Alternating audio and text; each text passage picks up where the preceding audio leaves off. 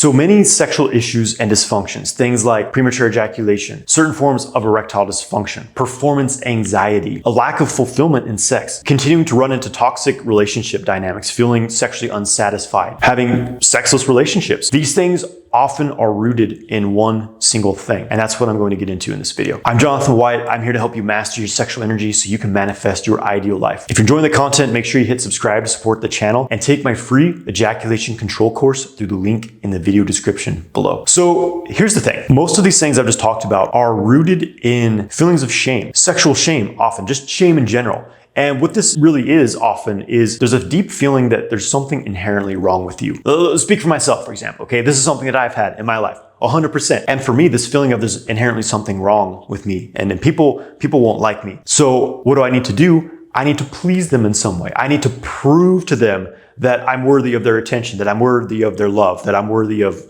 pleasure, whatever it is.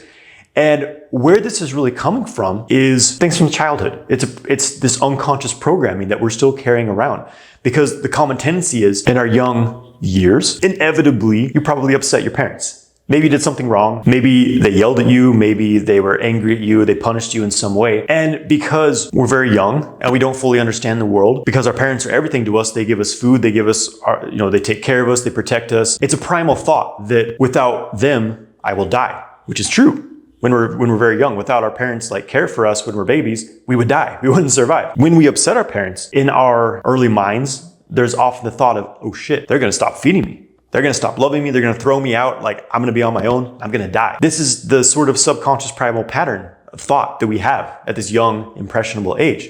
And I think the vast majority of the time it's not true, but it seems real to us. And what happens is we start to shape our behavior. Okay, I need to please mommy. I need to please daddy. So we start to associate pleasing someone else equals I survive. If I displease them, I die. Most of us never get out of that pattern.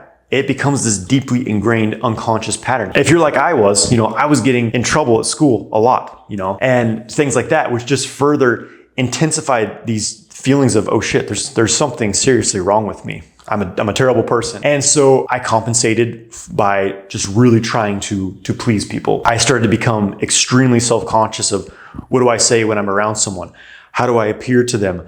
I need to make sure that they like me. And realistically, as an adult in this world, if you displease someone, if they don't approve of you, it actually doesn't matter. You're not going to die. I mean, maybe it depends on your culture and your country. Maybe there's some places in the world where that's true, but for most of us, that is not the case. But we still carry around that belief. It's unconscious. It's ingrained. You might be asking now, how the hell does this relate to sexuality? Come on, get to the premature ejaculation, get to the erectile dysfunction. That's where this is going. Because sex is a deep intimacy with someone. And it's very challenging for a lot of us coming into this in the modern world with this kind of distortion around it, with these feelings of shame, because sex is where all of our deep stuff comes out. It's like there is no hiding who you are sexually, because it's a deep intimacy. And intimacy means knowing someone else deeply and being known deeply. You see them and they see you. And when you have these feelings of shame and there's something wrong with me, there's a tendency to have these things exacerbated in the context of sexual intimacy. And this often shows up as sexual dysfunction.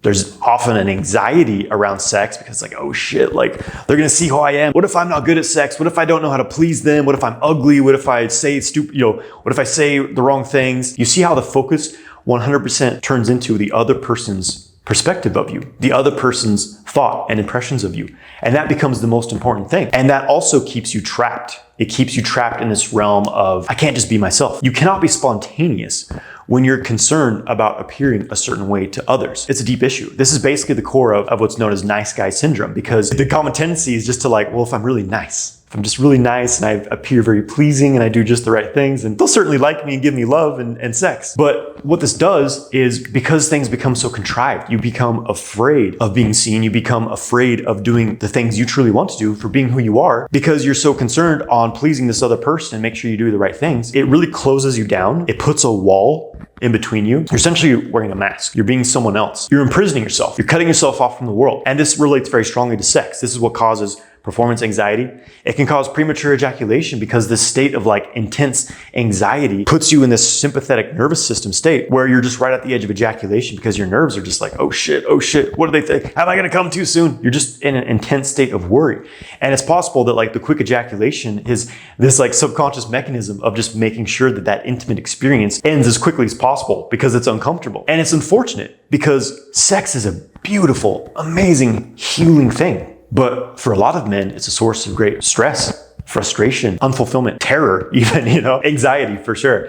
And so that just shows that there's these underlying patterns of, ultimately, we could say this is being a people pleaser because you want to please everyone. You want to make sure that, I make sure I please her. And the question for you I have is the only thing that you get validation from, the only thing that really like you feel like you've accomplished something during sex is if you've given the other person an orgasm? If that's it. And for me, that used to be the case. I didn't care about, am I feeling pleasure? Am I feeling satisfaction from sex? As long as I gave the other person an orgasm, as long as I gave her an orgasm, it's like, well, who cares about me? Because I just need to make sure that she gets what she wants and then I please her and everything's okay. And I'm not saying it's not important to like bring your partner to orgasm and be able to do that. But when that's your only sense of like validation and satisfaction through sex, it shows you that your biggest priority is making sure that you feel accepted and validated and are pleasing someone else. That actually starts to build up resentment. Deep unconscious resentment over time. This is another very common thing that happens for men who have these people-pleasing tendencies is because deep down they know they're not truly expressing themselves and they're walling themselves off and they're often not expressing their desires clearly. So their desires don't get met. You're not actually having the kind of sex that you want. You're having the kind of sex you think that your partner wants. And that starts to basically build up this feeling of incompletion and it often manifests as resentment. You may have these like angry outbursts at the people closest to you, something that often happens. So it's just something to really look at. And I'm gonna give you some practical advice, but it's a huge part of the growth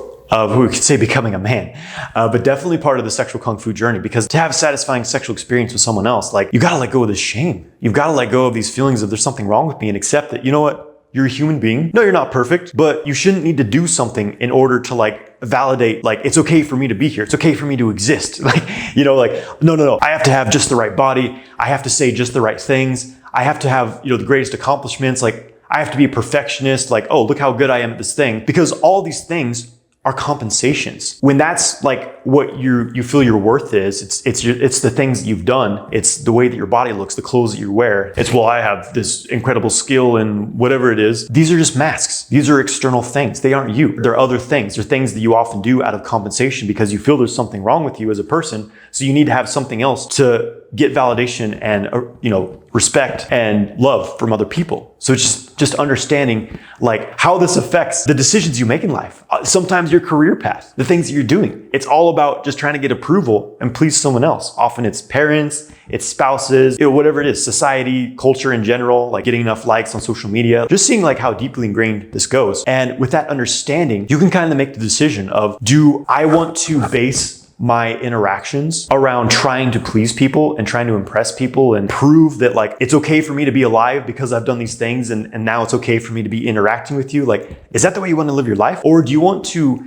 accept that you are who you are and that you don't need to mold your behavior? Because that's what causes social anxiety. It's an overwhelming feeling of people judging you and am I going to say the wrong thing? Like, who cares? When you start to actually be yourself, when you let down these walls of, ultimately it's a tension, it's a contractedness, and you stop trying to mold your behavior, what really helped me is this. I think of how do I act around those I'm closest to? How do I act around my close friends, my family, my wife, whatever it is? Like, I have a lot more humor. I'm more spontaneous. I don't care about what I'm saying. And that's my true self. The more I can start to bring this out in all interactions, the more that, first of all, that's my authentic nature. I'm actually being myself. There's spontaneity there. And that's what's actually going to create a true connection with someone else. And guess what? Not everyone's going to like the true version of you, but the people who do are going to like you even more for it. That's how you form true friendships, true relationships, is actually being able to be yourself. And again, this is both your sexual life and your personal life, your social life. In the intimacy, it just really shows you like it's an amplification of it. There's no hiding any of this stuff when you're in an intimate situation with someone. So it's a place where a lot of the work can be done. So what to do about this? Like, of course, it is a process to undo all these subconscious patterns and to be able just to live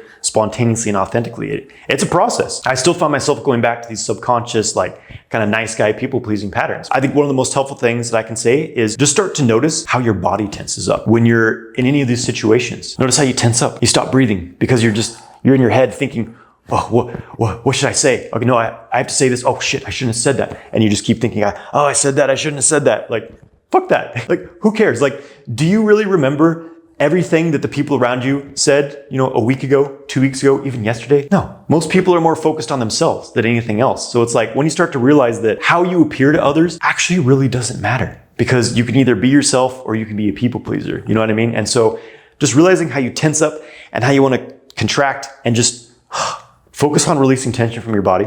Focus on breathing. Try just being a bit more you. Being a bit more spontaneous. Notice when you find yourself contriving what you're going to say, like thinking of what am I going to say before you say it. And again, think, do you do that when you're with your closest friends? Do you do that when you're in just like a totally supportive environment? And try to bring more of that into every area of your life. And that is how you really start to step into more spontaneity, more authenticity. And the sexual part, releasing these patterns of sexual anxiety. What I just said relates as well. Like just notice how you tense up and relax. And of course, that's the whole focus of sexual kung fu, is training strategically to retrain out these tension and these oh fuck patterns out of your mind and body, and instead be in a space of relaxation and confidence. And that's what I go into depth in my multi-orgasmic man course. But it's a process, and just being aware that you're doing this is a huge step into being able to undo these patterns and just be yourself again. So I hope you enjoyed this video. Please give it a like. And if you'd like to hear me talk about this topic more, overcoming people pleasing patterns, getting out of nice guy syndrome, let me know in the comments, and have a great day, my friend.